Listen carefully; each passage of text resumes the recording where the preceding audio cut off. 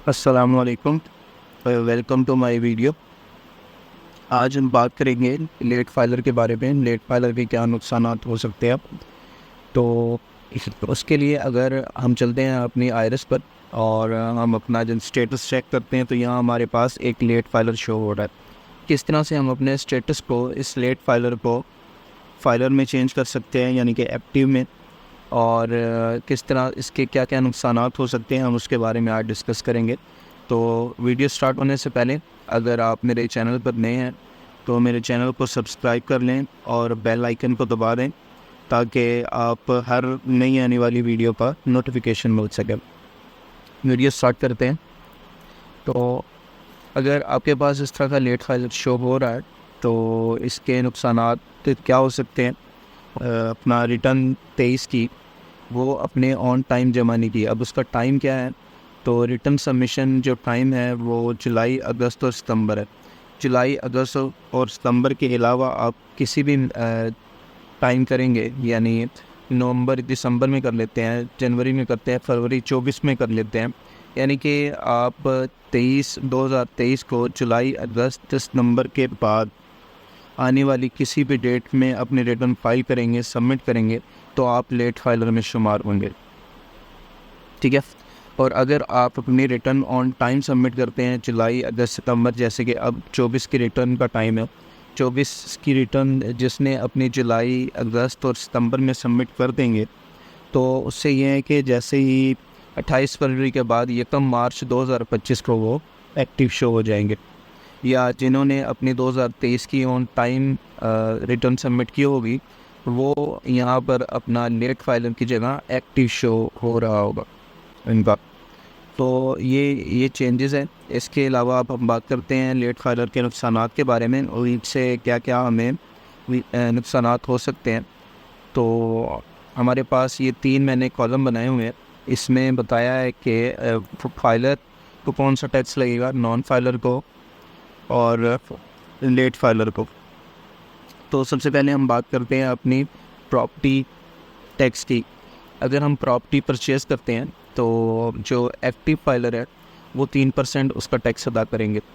हमारी जो प्रॉपर्टी की परचेज़ का टैक्स है उसमें फाइलर यानी कि एक्टिव फाइलर जिन्होंने अपना गोशवारा टाइम पर जमा करवाया वो 3% अदा करेंगे, और जो लेट फाइलर हैं जिन्होंने अपना गोशवारा मुकर्ररा वक्त पर जमा नहीं करवाया, लेट जमा करवाया है, तो वो 6% टैक्स अदा करेंगे। और इसी तरह से अगर आप फाइलर ही नहीं हैं, अगर आपने कोई गोशवारा या आप रजिस्टर्ड नहीं है एनपीआर में, तो आप 12% टैक्स अदा करेंगे। और अगर प्रॉपर्टी हम सेल करते हैं तो उसमें एक्टिव फाइलर जो हैं वो 3% ही देंगे, जैसे उन्होंने परचेज़ का टैक्स देना है।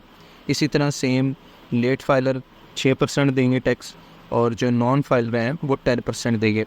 अभी आप अगर 6% टैक्स से जो अगर प्रॉपर्टी सेल कर रहे हैं तो 6% है, लेकिन अगर आप अपना गोशवारा 24 का ऑन टाइम अगर जमा कर दे, यानी 24 के गोशवारे का जो टाइम है जुलाई, अगस्त और सितंबर, अगर आप इनके दरमियान, अभी अगस्त चल रहा है तो अगस्त में आप अपने रिटर्न सबमिट कर दें, करने के बाद आप अपनी 2025 में मार्च में आप भी एक्टिव शो हो जाएंगे, और उस वक्त आपको एक्टिव वाला टैक्स लगेगा, यानी कि 3% लगेगा। आपका 3% जो है वो बच जाएगा। लेकिन उसके लिए आपको इस मार्च तक का वेट करना पड़ेगा। मार्च 2025 को आप लेट फाइलर में जो फाइलर में शुमार हो जाएंगे। तो इसके अलावा आपको और कोई भी नुकसान नहीं है इसका। अगर आप लेट फाइलर हैं, लेट फाइलर का जो नुकसान है वो यही है कि अगर आप प्रॉपर्टी परचेज या सेल करते हैं तो उसमें आपको एक्टिव फाइलर की जगह डबल पे करना पड़ेगा, डबल टैक्स पे करना पड़ेगा। इसके अलावा आप तमाम वो एडवांटेज यानी कि फ़ायदे ले सकते हैं जो एक्टिव फाइलर को मिल रहे हैं। यानी कि अगर आप कैश विड्रॉ करवाते हैं तो 600 रुपये टैक्स है 1 लाख पर, लेकिन अगर आप फाइलर हैं या लेट फाइलर है तो आपको कोई टैक्स नहीं लगेगा। और जो सेविंग अकाउंट प्रॉफिट है उसमें भी आपको 15% की कटौती होगी, जो कि 30% या 35% होने लग गई है, तो वो आपकी 15% हो जाएगी। इसी तरह से नीचे आपकी रेंट प्रॉपर्टी टैक्स जो है वो भी वही लगेगा जो एक्टिव फाइलर को लग रहा है वही लेट फाइलर को लगेगा। तो इस तरह की कुछ बेनिफिट भी आपको मिल जाएंगे, वही लेट फाइलर को भी और लेट फाइलर को सेम। लेकिन लेट फाइलर जो एनपीआर की तरफ से अपडेट किया गया है वो सिर्फ प्रॉपर्टी परचेज सेल के लिए किया गया है, क्योंकि इनके जो टैक्स हैं वो सेम नहीं है। इसके अलावा जितने भी तमाम टैक्स हैं वो एक्टिव फाइलर के लिए भी और लेट फाइलर के लिए भी बिल्कुल सेम है। तो उम्मीद करता हूँ आपको मेरी वीडियो पसंद आई होगी।